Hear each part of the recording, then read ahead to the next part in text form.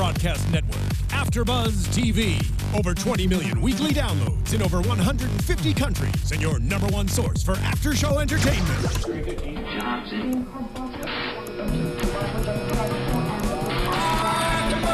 AFTERBUZZ TV, the destination for TV superfans. Producing aftershows for over 300 of your favorite TV shows. Interviewing celebrities and showrunners. And bringing you behind-the-scenes exclusives. All thanks to E! Entertainment's Maria Menounos, producer Kevin Undergaro, and internet leader Akamai. Now, let the buzz begin!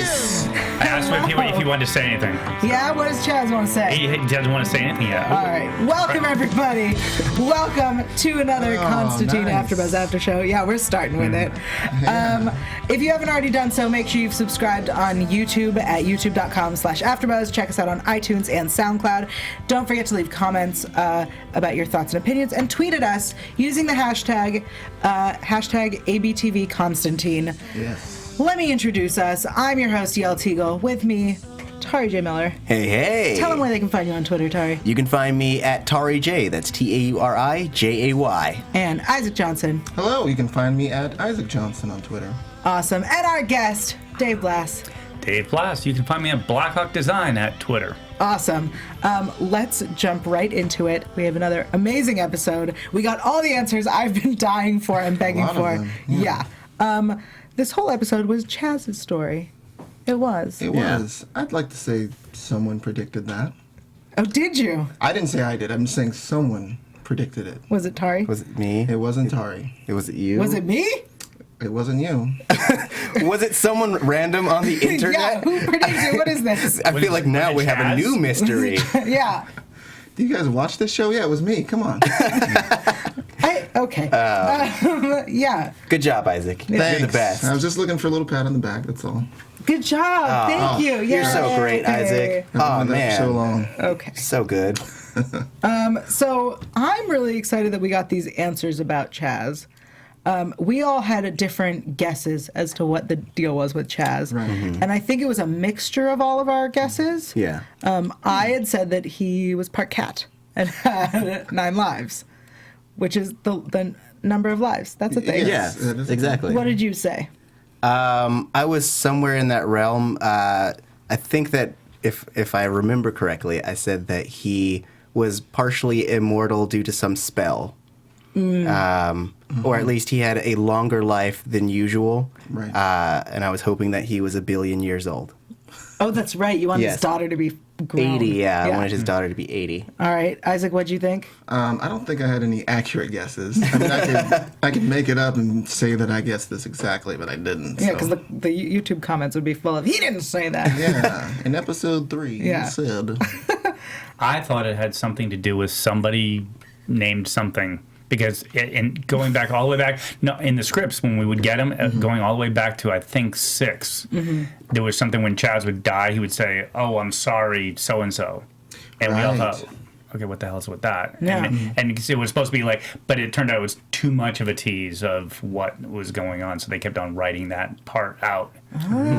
So it's like we're like, oh wait, who's Stephanie? I'm sorry, Stephanie, because so he would name one person each time he died. Oh, Yeah. that's awesome. That would have been so cool. Yeah, but it was too much. Too much. Yeah. It would have been even cooler if we had caught it. Yeah. Well, I think at that point I would have been like, I don't even understand anymore.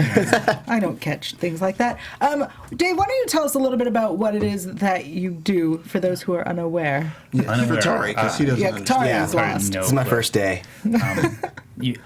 Production designer is in charge of the look and scenery on the show. So everything from designing the sets to picking locations and dealing with special effects and props and all the gadgetry. And if you ask, who's planting Easter eggs, that would be me. Nice. Oh. So it's a lot of that fun stuff. So the mill house is a big, it starts out as a big empty warehouse, and then we design it and build in all the cool stuff. And so it's kind of a interaction with the writers and producers and creating different things and kind of overseeing the whole look of the show. Awesome. So you are to thank for Dr. Fate's helmet. Yes. No, actually, I know I suck. No, that was actually sadly I didn't do the first episode of the pilot. Okay. Yeah, so I was still unjustified at that point. So Aaron Osborne, but the network kind of a lot of that stuff. They're like put the helmet of fate in there, and the big thing is, well, what is the helmet of fate? What does it look like? How is it? And that becomes the big thing because we all know what things look like in the comic books, but then translating that into the reality of a world. And we have a bunch of that in this episode as well. So. Yeah. Yeah. So you were telling me before we started a little bit about the specific bar that was used to kill Chad.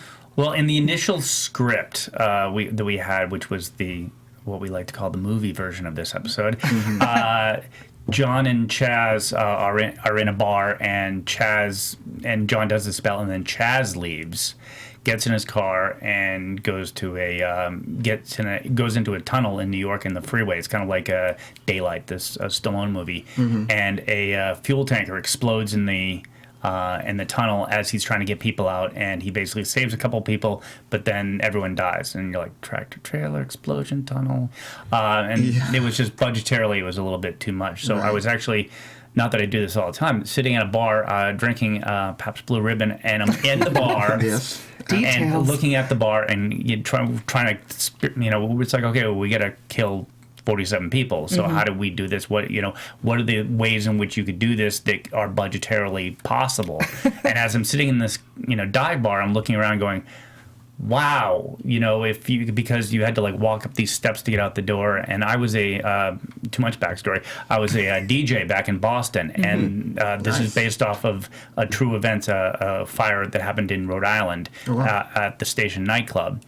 So it was a club that I had been to many times before, and as a DJ, had seen the actual band Great White in that area. So it was one of those things that once I kind of put those two things together, I'm like, well, that's a way that a tragedy could happen. So we ended up framing it like that. Nice. So it was that thing. And what was the interesting thing about the bar is it was really kind of sketchy because there were the trick was that there was bars on the windows, so even if you broke the windows, you still couldn't get out because there was things. So we're like, wow, this is a great idea. So I went back and I pitched the idea to the writers, and Mary Harron, who's an amazing director. I totally geeked out because she was the director of American Psycho. Awesome. Nice. So it's like one of my favorite movies, and it's such a great. So you get to just amazing directors on Constantine. You wouldn't think John Badham, who directed Saturday Night Fever and War Games. He directed the 6th episode. So I pitched the idea, and then everyone liked it, and that's what we ended up doing. So it was good fun. And then I called up some friends of mine from the band Lillian Axe. I've been friends with them for about 20 years, and they came up and they were the band in the episode. You were like, show up, we're going to set you on fire. Exactly. So here's where it gets really, really crazy, and we didn't find this out until after we were doing the thing. So we said, here, come up, we want to do this thing, and we're going to do the bar fire and everything like that. So then they come out, and as we're doing the show, Steve Blaze, the lead guitarist, he goes, so wait, exactly what happens? And we're like, yeah, this is how he gets, and now he has 47 lives. He goes, you're screwing me. I go, no. And he goes, you do realize we have a song called 47 Ways to Die. Oh, really? Yeah. So we were gonna but it was too late at the time. We actually wanted to use that as the song. Right. But, that'd be cool. But it was just totally a weird coincidence. 47 Ways to Die that you actually had a song named that. So yeah, that's creepy. Yeah. Oh man. Also, his name is Steve Blaze. So yeah. I guess you have to on fire, right? Yeah. I want to know, is 47? Is there a reason it was 47 lives? I don't know. We never heard it. I think it's a good number. I don't know. The writers would probably have a better reason. Yeah. It's not too many that he could have an infinite amount of them, but enough that he could slit his throat and get away with it and not have to. When you need to. And what surprised me this episode is that he's keeping track. At this point, he's died so many times that I would have lost count. Right. Well, I think, and I think he mentions it at one point. It's a curse, but it's a blessing and a curse because he's able to do these things. But I think we see him cut his throat and he does a lot of things throughout the series where he's like he takes really crazy risks because he knows that he can die. So Right. it's not, but it's that thing. It's like, okay, I'm down to 3. I might want to be a little bit more cautious from here on out. But Yeah, I personally would keep a pretty tight rein on that number. You don't want to be like, it's probably like 12 left. Yeah. It's 9. yeah. It's Was it 9 or 10? And it's like, Yeah, I don't know. Let's give it a shot. Let's see somewhere if it works between out. 7 and 15. Yeah. Like, I mean, it's like a 50-50 chance, right, guys? Yeah. I might have 3 left. or this is it. This is the last one. Okay. Okay. I want to talk about Chaz's family because I'm sorry his daughter is a child. It's fine. I know you're upset. No, because I was because I don't like being wrong, but at the same time, this episode's story was really good in like creating that family dynamic. So I'm fine with it. I just, I would love an 80-year-old daughter. I think that would be hilarious. You should be watching forever. Then. Yeah. I think what was really surprising, another surprise, was that Renee is fully aware of everything. She knows exactly who Constantine is. She knows that Chaz has all these lives. I want to know what that conversation looked like in a way that, like, you have the first conversation. She's like, yeah, okay. And then you have to come to terms with that. Sure. I was wondering how to grips she came with it until she actually saw it, Right. when, Chaz gets blown up.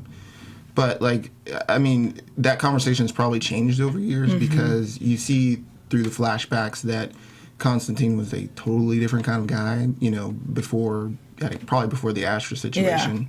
But, he's just sort of like willy-nilly, like, here's some spell, let me go home with this girl, I'm kind of drunk, and yeah, it might work, might not work, who knows, who cares? And that would be her opposition to him going and doing all these things with Constantine because he doesn't have any, like, compass, and then Chaz becomes that compass. Yeah. I just like the fact that she's gone so far down the path that when he goes in and says, oh, I was trying to help John kill the Monkey King, and she doesn't even, it's like the Monkey King doesn't even faze her at all. She's like, yeah, okay, today it's the Monkey King, yesterday, and it's like, doesn't even, it's like, okay, yeah, but I'm upset about you missing this party. The Monkey King, I don't care about, but. Right. What a crazy life to live. Yeah. We also get to meet Felix Faust, Yeah. played by the amazing Mark Margolis. Yeah, amazing. Yeah, it just So adds great. gravitas to the cast. Like, oh, this is already so much better. And we see his beautiful laboratory. Yeah. Oh my goodness. Oh, nightmare. Tell us about it. Well, let's hear. as scripted, it was supposed to be a library. So he's supposed to be, because this is one of those interesting things. There's the scene in the where he goes and goes after the guy who's blows up. What's his name? The Calabasas? No. In the Army Navy surplus store. Right. I did not know his name. Fennel. Fennel, thank you. Thanks, So he guys. goes into Fennel and he's like, okay, so whoever has one of these 5 books that are in the thing, and that was the whole thing. It's like, well, he has the book, he would be in a library, and Right. there's this thing. But if you notice, he mentions the book in that one scene, and then it's never mentioned again. It's like, we got to get the guy who has the book, and it's like, well, okay, evidently but we spent all this time and money and everything. There's an amazing book that's sitting on his desk that you never see. So we actually did all this stuff to create that in his space. The area there was actually that was used in the first episode of the pilot, and there was a whole scene that was cut out of the pilot where we actually met Papa Midnight at the very end of the first episode that they cut out, and then so that we wanted to reuse that and kind of come up with something fun and interesting with that. That's awesome. It was beautiful. I was like, I want to learn to do cool things like magic so I can just hang out there and play with everything. And that was actually where we hit our fun Felix Faust Easter eggs in that scene. One of the things we were talking earlier about how you translate from the page to the screen, and one of the things is if you are a fan of the comics, every single version of Felix Faust always has a crown. So he's always wearing a crown. So, but of course, it was that thing of going, this is going to look silly on Margolis, and it makes them. And so all of a sudden, you take the reality of it. It's kind of like putting the X-Men in the yellow suits. It's like it doesn't really translate. Right. So, but of course, we were sitting there going, well, the fans are all, people who are like diehard fans are like, well, but he always wears a crown. So if you look at watch the scene, look at the table, his crown is sitting there on the actual table. So we had it there. And it's like, yeah, I took it off. I mean, exactly. I always have it. I just don't always wear it. Yeah. So, and then also on the table that you never see is the source of Felix Faust's powers, which, of course, now you sit there and you go, whoa, he dies in the end, right, because he gets blown up. But you can't kill Felix Faust because we introduced the 3 pieces of DC lore, which is the... now I'm never going to be able to remember the actual names, but it was the green bell, the red jar, and the silver wheel. And these are 3 items that if you are able to connect and gather, they bring back the Demon 3, which are these in 100 years, unfortunately. But it starts this whole thing spinning where power exists. So the whole idea is like, well, it's the rising darkness, but also Faust is working on these other things. So it's like, okay, will we see Felix Faust again? Probably, yeah. Yeah, that was my hope. Yeah. We weren't done with him. So we basically set up the next few seasons. It's like there's a lot of things in the work. Now again, that's like bang. If you don't know what you're looking for, you miss it. But then it's keep open the things for the future, and then for everyone who sits there and goes, oh, I'm looking for there's the little pieces of DC lore throughout the whole little deal. I love that this show is made by people who know their stuff. Yeah. They're because the fans they watch it. Yeah, it's like, well, if you didn't know what you're talking, what the backstory is, Dr. Fate's helmet isn't like it's like, oh, okay, she picked up a helmet or something. Yeah. Right. Yeah. There's a helmet. Yeah. That's cool. All right, let's talk a little bit about Zed. We do have to talk about the lovely Zed. Yes. We do love her. Must we? Oh, no. So I really appreciate that the show starts with her kind of revealing to Constantine what was going on with her, what happened with her family. And she straight up is like, yeah, the leader of the Resurrection Crusade, that's my dad. Yeah. And I'm like, thank you. Otherwise, the shows like to drag things like that out. And I appreciate when it's like, no, say something. Be responsible. But later on, we see her communicating with Geraldine, which is a name that I want to talk about for a child. It's in the book. It's in the comic. Yeah. I'm just saying. I'm imagining a child nowadays named Geraldine. What's wrong with the name Geraldine? I'm sorry to anyone I growing grew up up with that name. with so many Geraldines in my life. Did you really? I did. There were at least 3 that I went to high school with. What did you call them now? Geraldine. There was no like short name for Geraldine? I'm gonna get beat up by some G-baby. Geraldine. G-baby, yeah. G-baby. I'll take it. All right. Anyway, we have this great scene at the end when Zed is communicating with Geraldine, and she blows a fuse. And I really love when we explore her powers, and I love when we see what she can do and what her limitations are. And I feel like every episode we get closer to her doing something amazing. And I feel like, not to get into predictions, but I feel like we're headed towards her doing something super, super telepathic-y in the finale. I don't know what yet. I just love that she's sitting, writhing on the ground, having a brain aneurysm, and Chaz's wife goes, "Hey, now's a good time to go through her purse." Yeah, right. I'm just gonna leave this and here. She's like, oh, what's that? Yeah, she's like, I need some change for the vending machine. Well, I wonder mean, if she has any. I'm gonna make an assumption that she and her husband are having troubles, right? They're exes. And there's this They're still together. They're separated. Yes. I think he still lives there. No, No, he because doesn't. he visits. They share right, on the It's always weekend. his weekends. Yeah. All right, so they're separated. Okay, sorry, I missed it. Let's not say that there's necessarily legal papers, but he's hanging out with Constantine, who is, Sketchy. yeah, Right. and this super hot girl. I too would be like, what's going on in her purse? I'm gonna be honest. I would. What would you hope to find in that purse? Nothing good. I have no idea. A piece of paper with words written. Yeah. Yeah. No, I would Info. assume that it's easier that you could think that John was the one dragging around this lady because he's such a playboy. Like it makes more sense that he instead of Chaz would be like, yeah, this is mine. Yeah, but I wouldn't trust. Someone like Zed, I'd be insecure. I'm gonna be honest. All right. Yeah. It's fair enough. I guess I just don't know that if you are, going with a new lady, do you leave love notes in there or something, or just some sort of I don't know.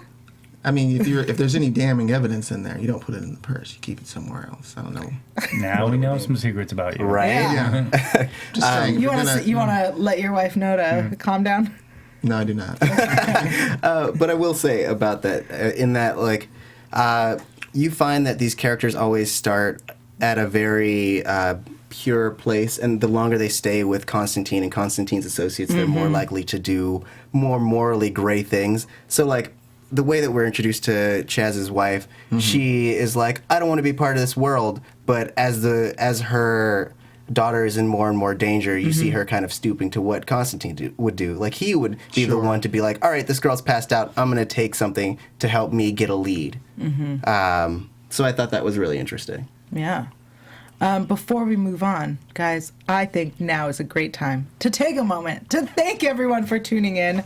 Because we have such amazing fans, we get great people like Dave here with us to talk about the show. Thank you for joining us. Thank you, fans. Yeah, fans, amazing, awesome, so good.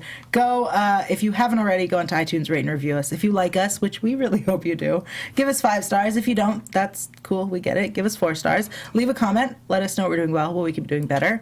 And if you do, you get a shout out. Take it away, Isaac. You will get a shout out, and I'll take it away with Spirit Ninja. Nice. Says, love it. And I can't read. An insight right about how demon possession is like a virus, and Pazuzu is the one of the demon kings, I guess, which I didn't know there were other demon kings. Yeah. Oh, yeah. Yeah.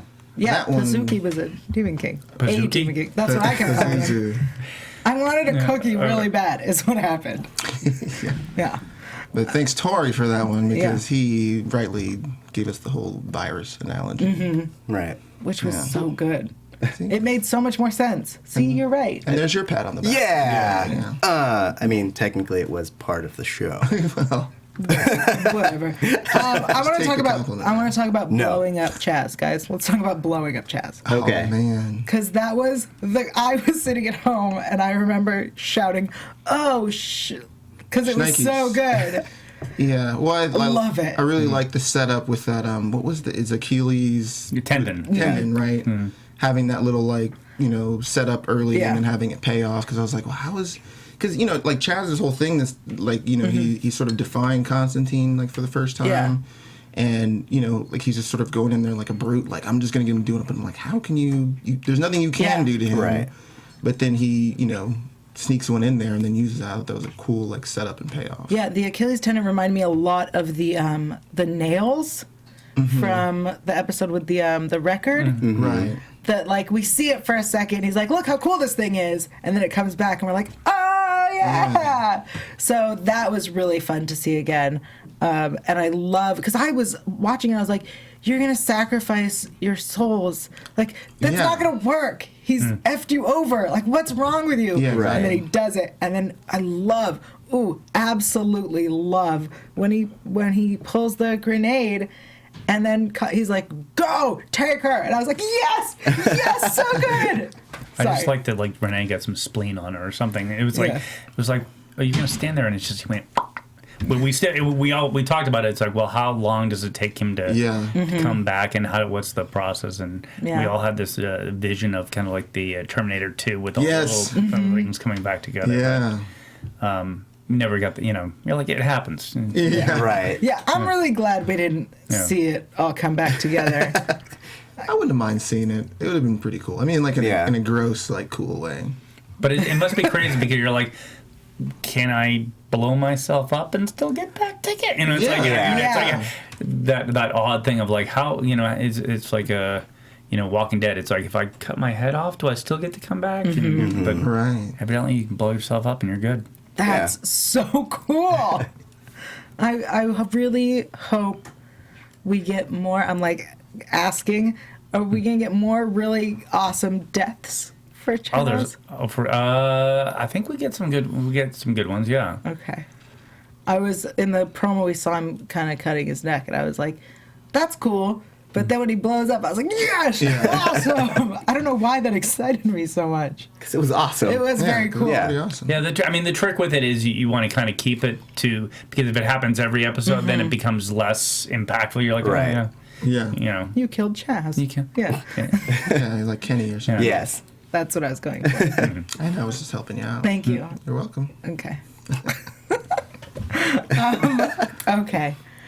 Guys, let's talk about the sadness that we have when we see the girl lose her soul. Way back in the beginning. I'm taking this all backwards. I'm all backwards because I was so excited to talk about Chaz blowing up. We see this awesome. I really like the powder burn. Celestial burns. Yeah. Celestial burn. That's it. Hi, burns of some sort. And that Constantine is he's a good friend. Yeah. You know, that he Yeah. was like, I got this. And I just like the way that I just really liked this episode all around. Yeah. Is what I'm trying to say. I mean, yeah, and piggybacking off of your Constantine's a good friend, I really enjoyed the scene where he and Chaz are in the bar and they're trying to figure out what to do because Chaz's marriage is falling apart. And he's like, well, do what you're going to do and I'll be there no matter what. And I thought that was a really touching scene because we don't get that from John. He's usually kind of shaking off emotion, but having him interact with Chaz, it really kind of solidifies their relationship. Yeah. Yeah, also just cool. I mean, I sort of touched on it earlier, but just cool use of like all the flashbacks. 'Cause sometimes one, I liked that it was just like a really Chaz-centric episode because we've been like wanting that. Yep. But also like sometimes like in other shows, like you get the flashbacks to tell you like a little bit of the backstory, and it was like mostly his story, but then like you get to see, like you were saying, like the relationship develop over time, which like I thought like mirrored against like the present day scenes like really was impactful. Yeah. Oh, definitely.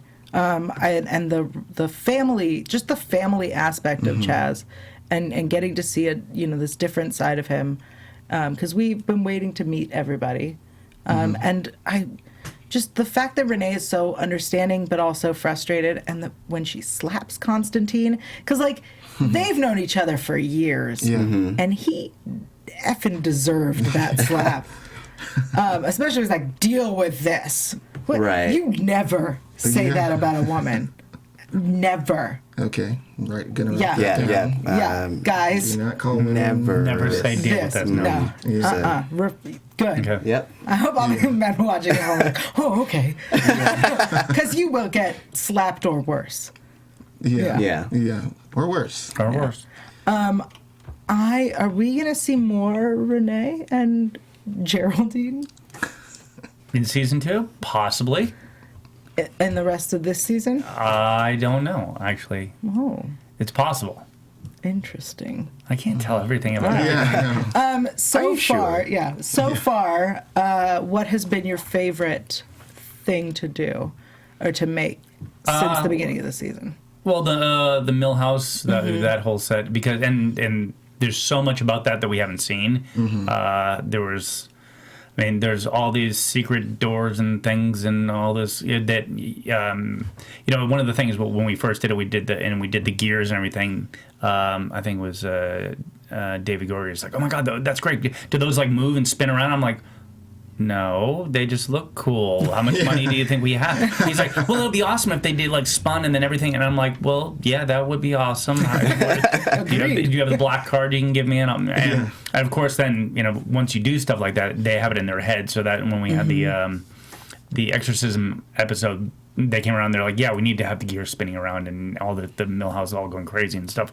So then we ended up having to do that. But there's like trap doors in the floors. There are all these different things. In fact, there was the episode where Zed is trapped in there and she's getting the whole chase scene and she jumps in the dumbwaiter and things. So that all was built into the set before, and then we ended up writing that whole chase sequence because we were TJ Scott, who directed that episode. We were like, okay, well, we're upstairs and she's got to get downstairs, and we have to go down the stupid spiral staircase. It's going to take long. How do we get downstairs? I'm like, let me show you. Yeah, nice. That's awesome. So then that was actually written. They wrote into that. So that was great. The sewers were good fun to build. That was nasty, and they smelled horrible. And so it was just you put that much water in it, was sitting in there for 3 weeks, and water and gunk, and no matter what you do, it just ends up stinking. So that was gonna be my question. I was like, you built a sewer, but unlike American Sniper, we did have a real baby in there. So but the mother staying like 4 feet away. Right. I was like, you had a real baby. Yeah. So, but because there's this whole fake baby thing going on in American Sniper that they actually had like a really bad prop baby that you see, and everyone's like, oh my god, it's horrible. But no, we actually, for the close-ups and everything, we had a real baby. Awesome. Nice. I like that would be the biggest gripe coming out of the movie is fake baby. Exactly.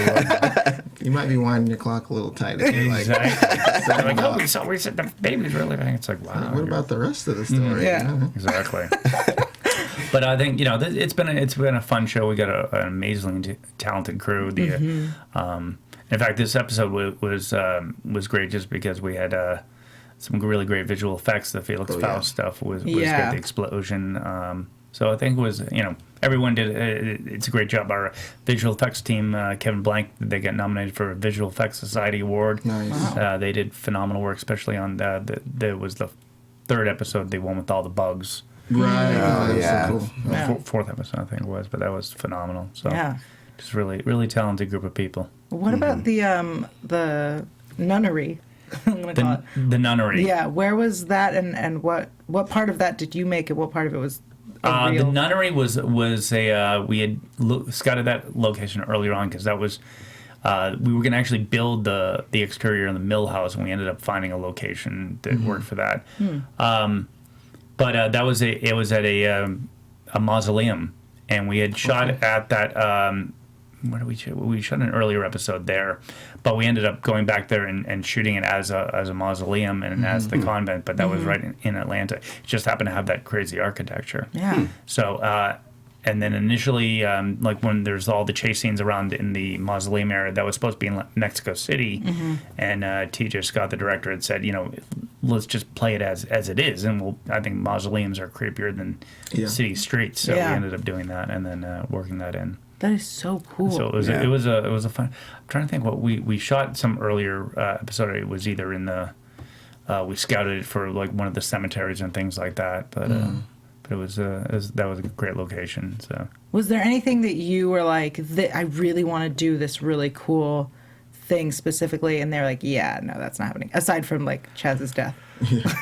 there's lots of. It's like there was this great location that we found. There was like an abandoned mansion, and that's what I wanted to use for the for Felix Faust's place when it was supposed to be a library. It was a creepy, really super creepy house, but it was deemed unsafe to shoot in. So I'm like, come on, it's not that bad. We all might die, but that's We're just gonna blow it up anyway. Right. And they're like, yeah, you come here. You're there for like 10 minutes to pick the location, and then you leave, and we're here for 14 hours a day for 5 days. I'm like, fine. I guess there's safety. Exactly. Right. So, anything for the shot, right, guys? Exactly. Yeah. But there was a few of those things, and then initially the scene with the Carabasan was supposed to be in New York subway system, and then the subway system in Atlanta is not accessible, so we were going to build it, and they didn't want to spend the money on that.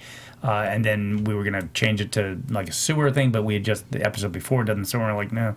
So we ended up doing this chase through a warehouse, which was actually the same warehouse that we shot the Felix Faust area. So a lot of times with TV, it's logistics. It's like we got to get all the stuff done in a short amount of time, so we can be here and do Felix Faust. We can be here and do the warehouse, and so that was great. So. Nice. Yeah, well, I think that's really cool to find out that like you use some of the same locations, but we wouldn't know, or at least I wouldn't. Not at all. Well, that's the trick is if you can make the use of things and double up on stuff and whatnot.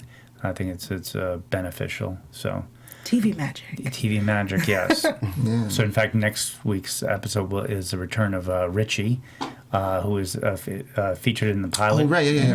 And we shot Richie's office at the same mausoleum because we were shooting at the same time as the this episode. So because Jeremy Davies is on the other show I do Justified, so we were actually sharing him back and forth. So we had to leave. So we're like, okay, well, we shoot here. What do we do? And we ended up shooting at the mausoleum. So it was good fun. That's awesome. So cool. Well, speaking of next episode, I think it's time. Are we already going into predictions? I think it's time we head into predictions. Oh my goodness. Yeah. And now, your AFTERBUZZ TV predictions. So, according to the promo, we have a killer from another dimension who is luring victims into his world. I don't know what that voice is. I think it was an old school vampire. Yeah. Old school. Luring into their world. And John is going to save them, obviously, because that's what he does. What if he doesn't? Well, Oh, okay. Yeah. if He'll he save some of them. He does. There are some times with like the quality of his save, I guess, Right. could be he questioned. saves them. You're alive, Yeah, right? he No just legs don't- and no arms. Yeah, but- exactly. Yeah, like he saved Chaz, but 47 other people had to die. Right. You know. Yeah. So, Dave, you can't really make predictions. I can't. No. No. Because you know what's going to happen. I do for the most part. Sometimes it happens on the show, like when we did the Carabossum, which was the it was supposed to be like a predator-ish the demon. What it looked like when I watched the show, I was like, oh, that's not what I thought it was going to be at all. Okay. Yeah. It was like a lion. Well, it was like a lion, but initially when our special effects makeup guys, we had a real thing on the set that it was going to do. It was like this creepy, slithering snake-like thing with this maw, and it was really creepy, and it was going to be like dripping goo and everything. And then it was like a tiger. I was like, oh, that's cool too. But I actually had to come up with the because we were having the issue on the just before. It's like because we wanted to do something different as a demon and have it be so you couldn't see it all the time, so it was kind of invisible like Predator. But then the trick is like, well, how do you make that scary if you can't see it? How do you know that something is like whatever? So I came up with the idea of the Adder Stone, which is with the seeing stone type of thing that you can look through it and see it, but you don't always get to see it because it's kind of right around like that. So. Yeah, you gotta move your head around. Oh, cool. So. That's awesome. Well, do you have predictions for next week? I do. Do you want to say them, or are you going to? I'm not going to share them. Yeah. Yeah, no, I will share them. With Okay, you. great. Well, I was gonna say, in which I'm like, it's like rapidly losing my brain, but like, it was cool to see them bring back. Oh gosh, now I just lost it. I hate when that happens. Anyway, prediction. The prediction would be that I feel like we need to have Manny back again, and I feel like this would be a good time to bring him back and maybe have him and Constantine working together again. That'd be really cool. Okay. Yeah. Tauri? I am really hoping that this interdimensional menace is Mr. Mixelpick from... Mixius Piglet. Yes. Yeah. Okay. He's in Superman lore. Thank you. Superman lore. So he is a transferable villain, and I think, and you don't really get to see him in his full glory ever on TV or in movies because he's just such a weird concept. Like the best representation of him has been in the Superman animated series. Yeah, voiced by Gilbert Gottfried. I think. Yes, the best choice for that. So cool. So I think that if that ends up being this character, it would be amazing because it seems like it's going to be a really fun representation. Awesome. So that's my prediction. Oh, yeah, I remembered it. Cool to see them have Zed remind him about his mother. Oh yes, we did not touch on that. Yeah, that she brought that up because I guess I didn't see where she talked to his mother, but to have them bring that back because I'd almost completely forgotten about the guilt that he was carrying around from that. So that's something else I really want to see too, to kind of get back to his story because we have been kind of focusing on some of the other characters, which is great because we needed that pretty badly. But I want to see, hopefully, because there's 3 episodes left. Yeah, more episodes. I want to see some sort of coming back to that. I mean, it doesn't have to be final because I want season 2 really badly. Yeah. So. But if we don't get a season 2, then I need to know more about that. Right. Oh my goodness. I want to build off your prediction. I'm building off it. I'm going to predict that Constantine's mom is going to be brought at the very end of the season to set up for the next season some adventure that he has to go on for her, or that she is the darkness that is arising. Ooh. What? That sounds kind of crazy. Wait, sometimes I make stupid statements. We know this. Yeah. She would be evil? Yep, that's what I'm going with. Yes. Yeah. I'm going to say no. I predicted. You can't tell me. Okay. Seriously. Wouldn't it be great if I was right? It would not be great. No, it would not. No, not great at all. I'm going to also predict that Constantine is going to live next episode. Oh, man. I'm going to make a safe bet. Then also you could predict that Chaz might live as well, because he's down to 29 lives. I'm gonna counter that one with, I think that Chaz is going to die next episode. And then live again. Yes. Okay. Awesome. Thank you so much for joining us. Thank you for having me. Yes. Why don't you tell the people again where they can find you on Twitter, Instagram, all that good stuff? You can find me on Twitter and Instagram at Blackhawk Design. Awesome. Isaac. You can follow me on Twitter at Isaac Johnson, Instagram, The Isaac Johnson, and you can head over to YouTube, The Isaac Johnson, and check out my music video. Awesome. Tari. You can find me on Twitter at TauriJ. That's TaurijAY. Great. And of course, you can find me online at yael.tv. That's yael.tv. Also here on AfterBuzz on a whole bunch of shows, starting with King of the Nerds tomorrow, so tune in. Also, Switched at Birth SVU and a whole bunch of others. I'm also on Twitter, Instagram, YouTube, and Google Plus at Yael Tygiel. That's YAELTYGIEL. And we will see you next week for more Constantine. Yeah. From executive producers Maria Menounos, Kevin Undergaro, Phil Svitek, and the entire AfterBuzz TV staff, we would like to thank you for listening to the AfterBuzz TV network. To watch or listen to other after shows and post comments or questions, be sure to visit AfterBuzzTV.com. I'm Sir Richard Wentworth, and this has been a presentation of AfterBuzz TV. Buzz you later. The views expressed herein are those of the hosts only and do not necessarily reflect the views of AfterBuzz TV or its owners or principals.